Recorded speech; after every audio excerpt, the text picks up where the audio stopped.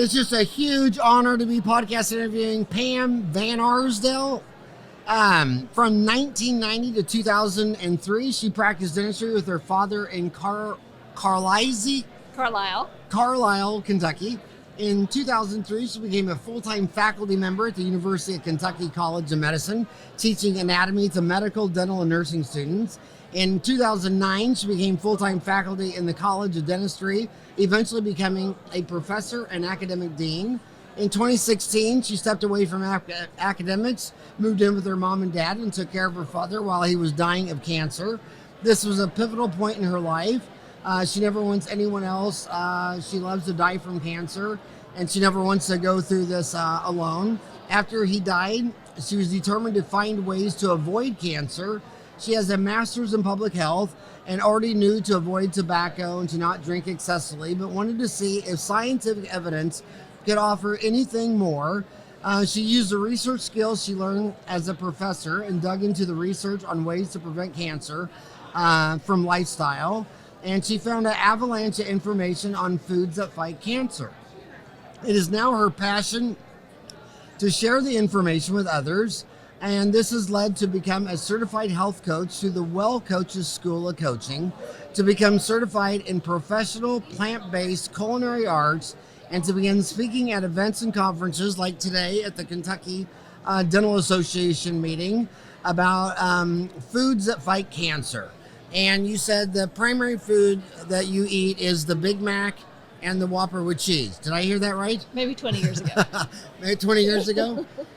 So yeah. So how much do you think is our diet related to our diseases? Well, some studies show in terms of cancer about 30%. About 30% of cancers could be prevented by dietary changes. Up to 50 to 70% could be prevented by lifestyle changes. So things like not only eating, but getting the right amount of sleep, exercise, maintaining a good weight, managing stress, those kinds of things. So what are you lecturing on here at the Kentucky Dental Association? Well, I have spent the last 3 years really digging into the research to see what I could find about lifestyle interventions to prevent cancer. So I'll start by talking a little bit about the wealth of information I found about that. I already knew lifestyle was important because of my master's in public health, but I had no idea how important it was. And that there's a whole branch of medicine, lifestyle medicine now, that's really developing around these core lifestyle preventive mechanisms, and there's a lot of research that is very compelling, not only for prevention, but also for reversal of chronic diseases. And so I'm going to start by talking about that, and then we're going to hone in on diet and talk about diet, and we're also going to hone in on cancer, because obviously with my background, with my dad dying from cancer, and I've had other family members die from cancer, I'm very, very interested in that particular chronic disease. And foods. I mean, foods seem, I've always loved to cook, and it just seems like an easy thing to modify. And so we will get into the particular food types that have been shown, really the superstars, in terms of what the research shows may be preventive for cancer. And sometimes actually these foods have been shown to work alongside traditional treatments like radiation and chemo and enhance the value of those or their effect. So that's going to be the basis of our talk today. So what could you share with us about that talk? That sounds like an all-day talk. Well, it could be an all-week talk. Yeah, it can be. There's all kinds of information I could share. What are the main points that dentists should be thinking about based on what you learned? I think what I really want to communicate is cancer strikes such fear. When we hear that word and we think, oh gosh, if I ever got a cancer diagnosis, I would just be terrified. But my message today is one of hope. It's still scary for me to think about, but I feel much more empowered now to do something if I were to get that diagnosis. And I think I know now some of the specific foods that I would eat. Foods we know have vitamins and minerals and things like that in them, but there are phytochemicals in foods. Phyto means plant, So these are plant chemicals. So basically we're talking about plants here. We're talking about fruits, vegetables, nuts, and seeds, and whole grains. Those are really the categories of foods, and then some teas and things like that, mainly green tea. But phytochemicals are just chemicals in plants that do a whole host of things for us. Many of them are antioxidants, which help protect our cells from getting mutations in the first place and becoming cancerous cells. So that would be preventive, but if we do have things that go awry with our cells, there are foods that help prevent proliferation or growth, spread, metastasis of those, and a variety of mechanisms. We're going to talk about those today. One of the ways is by preventing angiogenesis. Angiogenesis is the formation of blood vessels around the little tumors. So a tiny tumor really can't grow and spread until it develops its own network of nourishment, which would be blood vessels. And so if we can cut off the blood supply before the cancer draws in the network of blood vessels around it, that could be very preventive in terms of spread and growth. There's a whole class of anti-angiogenic drugs developed to just do that in cancer therapy, and we now know there are foods that have anti-angiogenic properties. Some of those foods are soy, lots of herbs, certain types of apples, tomatoes, flaxseed, walnuts, all kinds of fruits and vegetables, blueberries, turmeric. I could go on and on. So I remember reading one study where the surgeons would run a little tube down to the main artery feeding the tumor and squirt out a drop of super glue, isobutyl cyanuric, just to clog it. And then they would one day, because it'd take a day for them to redo that. But in that one day, the tumor would shrink so that when they went in there surgically, they'd have more defined borders. Right. So that blood supply is very important. Very important. And there have been some studies that show, autopsy studies, that show women between 40 and 50, about 40% of them had breast cancers, the tiny tumors they never knew about. So cancer without disease. And the same for men between 50 and 60 who had, were in these autopsy studies, about 50% of them had prostate tumors they didn't know about. So I'm in my 50s, and if I have about a 40% chance that I have a tiny tumor somewhere, you better believe I'm very interested in figuring out foods that I can consume that are going to block the blood supply to that, potentially. You're the second woman today that gave away her age. It's such a taboo subject, and you both were blonde dentists. So the only two women I've ever had on this show that gave away their age were two blonde dentists in their 50s. Why was that not taboo for you to say that you're in your 50s? Well, gosh, I think being in my 50s is I'm kind of proud of that. Yeah. I got a lot of experience behind me, and a lot of life has not always been very easy, and I feel like I'm just a much stronger and wiser person. So I'm happy to be in my 50s. It sounds like you're watching your father die. This was a turning point. Was that a rock bottom something for you? That was that what's driving a lot of this? Yes, it is what's driving a lot of this because.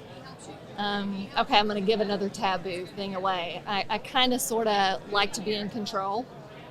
And so I guess one of the ways I coped with that was trying to figure out, I don't want this to happen to anybody else, me included.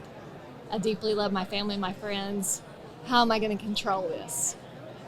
And so, I just, I have a love of learning. I was taught at the university for many years. I knew how to do research. I conducted research. I published papers. I had a great relationship with the medical school librarian who had been there for decades.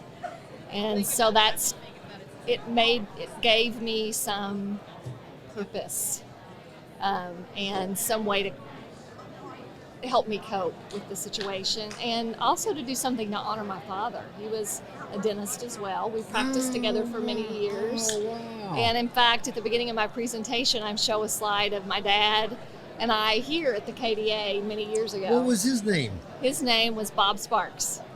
Bob Sparks. Yeah, wow. He's probably not on LinkedIn or anything like He's that. What? Before digital. He's probably not on the computer right. at all, I would say. And he was in his 80s when he passed away. Yeah, it's still a good long life though, because what Yeah, is the it average was. male lives to be 74? Right, but he was not your average bird. I mean, he worked out every morning at the Y. He did all the things that the American Institute of Cancer Research says to do, except maybe eating the way they say. He was very active. He was very involved socially. He didn't smoke. He didn't drink. He had, I don't know. He was doing it all right. But you said at the beginning that you thought 30% was related to Diet. Right. Of cancer. Right. A cancer, number what, of different mortality or getting cancer? Incidents. Or so 30% of cancers could be prevented through change in diet. Wow, that's huge. That's huge. That's a third. Isn't that huge? 30%. So if we had a drug that would do that, yeah. why wouldn't we be doing that? So in a nutshell, is it fair to say that we eat too much processed food and not enough plant? Right, exactly. And so I think we now know that processed meats, the World Health Organization has classified them as a group 1 carcinogen, which means they are a known carcinogen and cancer causing. So things like, and I hate to say this because I made bacon for breakfast every morning for my children. Bacon, sausage, ham, lunch meat, hot dogs, things like that, pepperoni, things like that. We know now that those things are not only bad for you, but they're actually carcinogenic. We know that red meat, it's a group 2 carcinogen. So there is probable cause to believe that it's can contribute to cancer. In the dental office, I'm sure everyone's going through this. You just got done doing a molar root canal.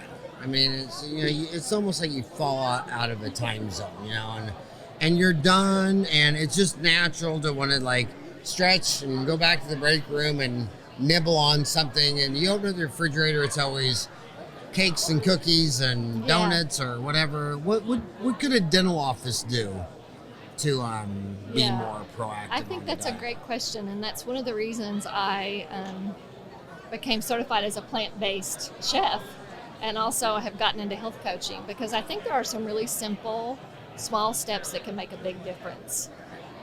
We have a big bowl of fruit at home. Fruit and vegetables, plants, as you mentioned before. Fruits, vegetables, nuts, seeds, whole grains, those are the foods. Not only are they high in fiber, but they have those very important anti-cancer phytochemicals.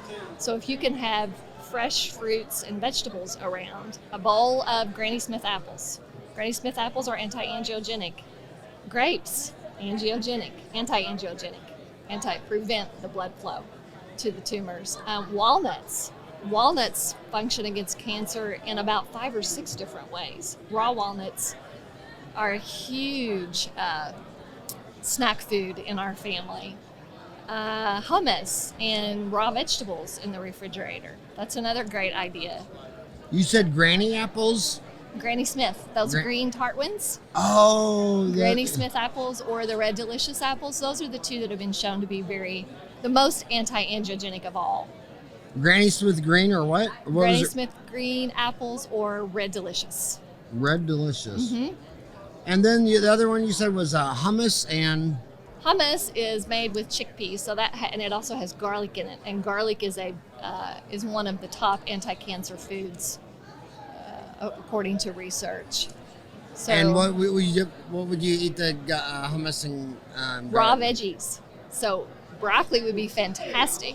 Broccoli is a member of the cruciferous family. And the cruciferous family is probably the group of plants that have the most cancer-fighting ability of all groups of vegetables. And broccoli so cruciferous family is a superstar in families of vegetables, and in the cruciferous family, broccoli is the superstar. And broccoli, that's in the same one as, I remember the tree. It's like broccoli, cauliflower, a mustard green. Oh, you're doing great. Yep. And radishes, kale. Kale is actually headless cabbage. So the cruciferous family is the cabbage family, basically, or sometimes called the brassica family. Radishes, turnips, mustard greens, rutabaga, bok choy, watercress. Brussels sprouts. A lot of it is just what's convenient. Yeah. I mean, because I notice like when my grandkids come over, if there's healthy stuff right there, they just grab it. Yeah. And if there's unhealthy stuff right there, I mean, if you put Lunchables there, they'll grab that. I mean, so a lot of that's just the easiest, fastest thing to eat is what most people But are I gonna think eat. an apple's pretty easy to eat, and so are nuts. And so just making changes about your shopping so it's not readily available is big. So what you have in your home is healthy, and so it's not easy to grab a Snickers or a bag of chips. You could grab a bag of dried apple chips if you like something crunchy and you don't want to eat. So you were talking about processed meats, right? Your bacon, your hot dogs, your all that kind of stuff. What about just animals in general? I mean, cows, fish, chickens. There's so much controversy around that. I personally have adopted a whole food plant-based diet. I eat very little meat. Epidemiological studies show that populations that eat little meat, maybe some fish, but very little meat like chicken and the kinds of things we eat mostly in America, live the longest and have the healthiest lives. And then there have just been some concerning studies around things like chicken and prostate cancer and even milk and prostate cancer. So I am not here to tell everyone they have to become a vegan. What I want to encourage them to do is to eat more plants. But I do think there is some research that might suggest less meat is better. Some research or a lot of research? I think there's quite a bit of research, actually. Quite a bit? Yeah, I just came back from the International Conference on Nutrition and Medicine, and I went to that last year as well. It's fantastic. It's in Washington, D.C. I go to that with a physician friend of mine. And it's lecture after lecture after lecture after lecture from scientists who are the experts in the world in their field. And we just hear this again and again and again. And in fact, in 1982, the National Academy of Science put out an executive summary on diet and cancer. It's the first report ever like that done in the United States. They had 6 recommendations. One of those was to eat more plants, which was just kind of my mantra. But another was about dairy and about meat. And they got so much pushback from the different interest groups that there was just a lot of commotion about that. And at that point there was. What do you mean?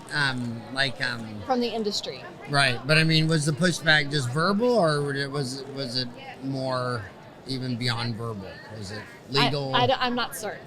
Because I remember right here in Kentucky, which we'll bring it right home to Kentucky. I remember back in the day, a guy on Dentaltown published a report showing that smokeless tobacco. I mean, they're bad tobacco, but that smokeless tobacco was far better than smoking tobacco. And that he compared cigarettes to chewing tobacco, and he said that, and he showed that chewing tobacco was so much better for you than smoking. Number one, you don't have all the smoke going in the lungs, you don't have the cardiovascular. He was fired. He was fired. That's how much pressure was put on him. Do you remember that one? No. Yeah, and then in Arizona, a friend of mine, a lady from Tucson, published a piece of research about something going on Indian reservations. She was fired. I mean, there's Oprah Winfrey. Remember when Oprah said something about cows? Yeah. And she had to truck her way all the way to a courthouse in Texas. So yeah, I'm not certain exactly went on, but I know that there was some problems after that was published. And at that time, we didn't know. We did not have, the World Health Organization had not said that processed meats are carcinogenic. And what they said then was, let's invoke the precautionary principle. This was in 1982. Why wait like we did with smoking? If we had told people, it really looks like this is going to cause lung cancer, so don't smoke. Don't wait until it's 100% sure until you start making some changes, because if you make changes towards a healthier diet and more fruits and vegetables and less meat, that's only going to help you. The side effects are less strokes, less heart attacks, things like that. Better exercise. Well, I remember that Mayo Clinic book. It was written by an MD and a PhD, the K factor, where he said that where Mayo Clinic did a study where they took people with high blood pressure and changed their diet to less than 1 gram of sodium a day. It's like 92% of the people did not need their medication anymore. Oh, yes. But you eat one hot dog, it has 1 gram of sodium. I mean, They say the average American eats 8 grams of sodium a day, and they need 1 gram. Well, and look at the ingredient list. I mean, I encourage people to look at the ingredient list. You're probably not going to know half of what's on there.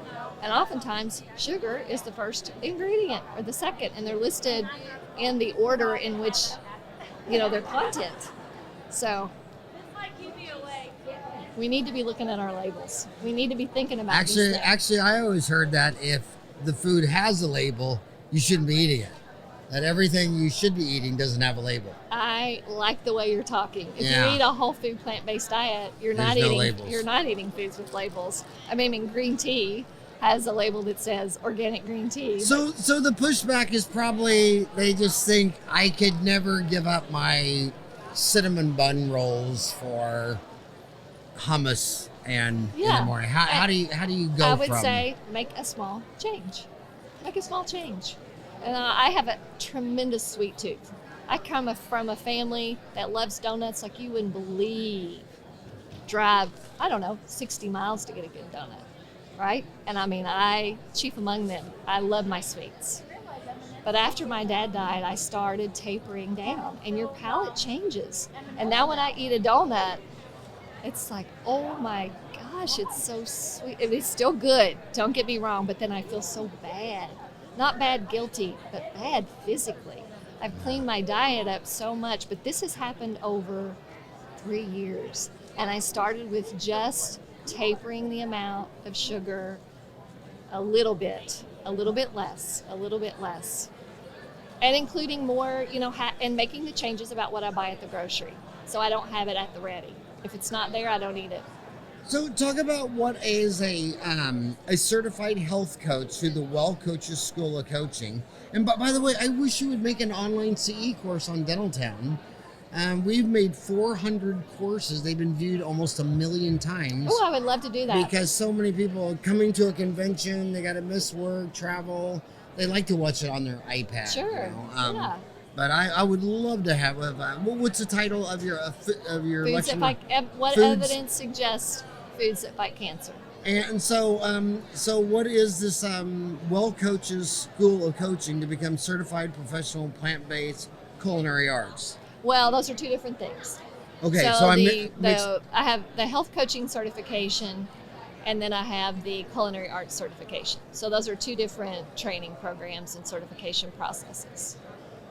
One is to become a plant-based chef and to learn. I learned the way I was raised and the way I cooked for the first 40 years of my life, 45, 50, was meat, potato, bread, and in a small corner of the plate, there might be a vegetable. Covered in cheese. Right. Or maybe mac and cheese could serve as the vegetable. Mom always made us broccoli, but it was in a bowl of cheese. Yeah.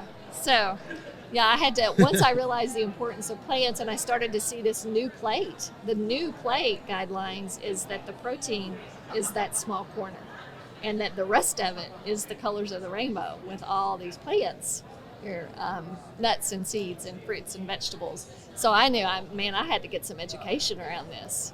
So that's why I went to school to learn the plant-based culinary arts. And there was actually a medical director, so it was all about health. And so that was very helpful. And then I did the health coaching. So I've noticed out in Phoenix, there's restaurants have a high mortality rate. 20 to 40% go out of business the first 2 years, and their profit margin almost none, except for the vegan restaurants. And those guys are running 50% profit margins. It's expensive, and you go in there and you'll order spaghetti. but the noodles are all plant and it's 100% vegan. And the dinners are expensive. The places are packed. It's like if I knew what you know, I would have a restaurant, because the person who says, well, I want to do that, but I'm lazy and I still want to go out to eat.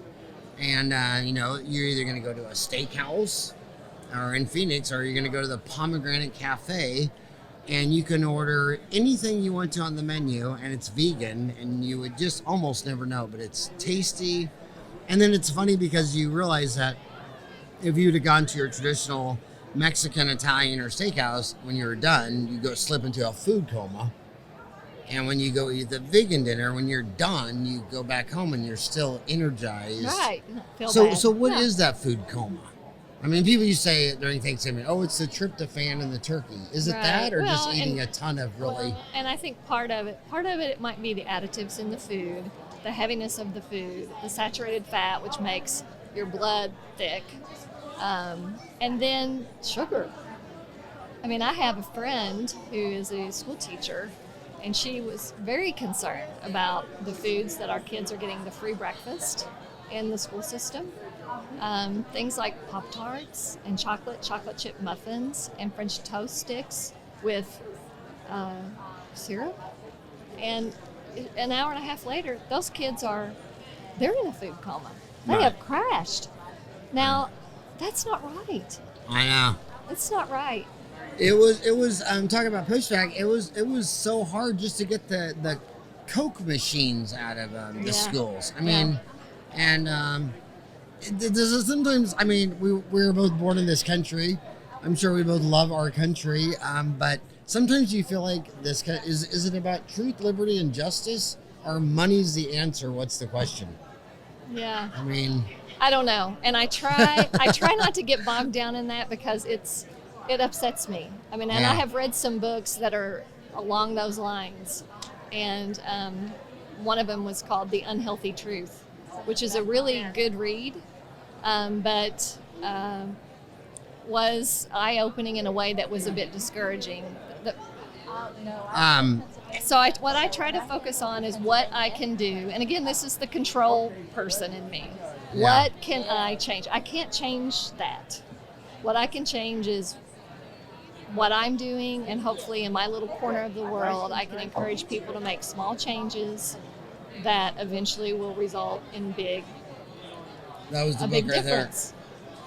Yeah. Well, what really concerns me is that when you go into any of these grocery stores or anything like that, like a Kroger or Walmart, there's about 60,000 SKU items, and 40,000 of them come from 8 companies. So basically, America eats everything processed from it's 9 companies. I mean, the big 9, and they're about profit. They're not about. It's money's answer. What's the question? So it just comes down to going back to learning how to cook. It does, and shop. And shopping the most of your time should be spent in that produce section. I remember one time, and it's all attitude. Like I said to my staff, I said, well, it's just so instant to hit fast food. I mean, instead of making a lunch and packaging it, and they go packaging it.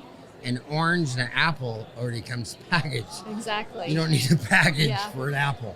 Exactly. You just put it in throw it in your car seat. Yeah. And there are some ways. On the way up here, I didn't have a lot of time. I drove in from Lexington, but I stopped at a Panera and I got a green smoothie, which had ice, spinach, and mango. It was delicious and extremely sweet. So I think probably even a kid would love that. And I had a whole grain bagel with some seeds, and I have a banana. And that was plenty for me. At least I eat more often. I can't eat a lot at one time. And so that was completely filling to me. And that was fast food. That was through a drive-thru. Our generation was, so say an hour radio. It'd be half commercials, and it'd be 6 3-minute songs. So you had all these artists that sold 10 to 50 million, Elvis Presley, the Beatles, all these big stars. And then the millennials got a cell phone where they can download 1,000 songs. And ever since that happened, nobody sells 10 million units. It's what they call the long tail. And I'm already starting to see it, like our generation, all the like cheese was like American cheese, Velveeta cheese. The millennials, it's a long tail. They eat like 1,000 different kinds. So the mass market is being replaced by the long tail. And I think those, instead of having these mass chain restaurants, we're going to start seeing a long tail, like where I eat at home, a Pomegranate Cafe, where it's a mother and her daughter, and they buy all the produce local, and it's all vegan. And I don't ever want to tell anybody I like vegan or eat vegan, because when you go eat their vegan, you wouldn't even know it. You know what I mean? But definitely changes. Thank you so much for doing what you're doing, lecturing on what you're lecturing on. I think what you're doing is so important. I hope someday you make us an online C course on Dental Town. I'd love to do that. Because this is change is tough, and we got to go from a fast food industry, from big Wall Street traded companies with 40,000 locations, down to these little cooking ourselves again, having a home garden. Yeah, we've gone from fast food to slow food. There's a whole slow food movement. I love it. Yeah, and when I was little, when I came home from school, the first thing I always wanted to check in Kansas was my tomatoes, and then your cucumbers. And you waited all year for the I remember I used to, on my pumpkins, I'd pick off every bloom except one. I wanted the whole root to go in to build the one big bad pumpkin, you know? And now I feel like these little kids here, they don't even know when fruits are in season, because they eat year round. Yeah. So they're used to having everything that, I mean, when we were little, we knew when the strawberries were in season, the tomatoes, the and we would look forward to that like you would look forward to Easter and Christmas and New Year's. And because the food is so darn good straight out of the garden. Yeah. You know? Yeah. The My mom used to flavor, always tease and that on it's her in corn. season. She wanted to build a fire in the garden and boil the water and then lean the corn from while it was still in the stalk into the pot. That was her joke. She never did it, but that was her joke. Thank you so much for letting me podcast you. It was a pleasure. Thank you very much. And again, I hope you make an online course of this on Dental Town. This information needs to get out even more. I would love to do it. All right. Well, have a great day, Pam. Thanks.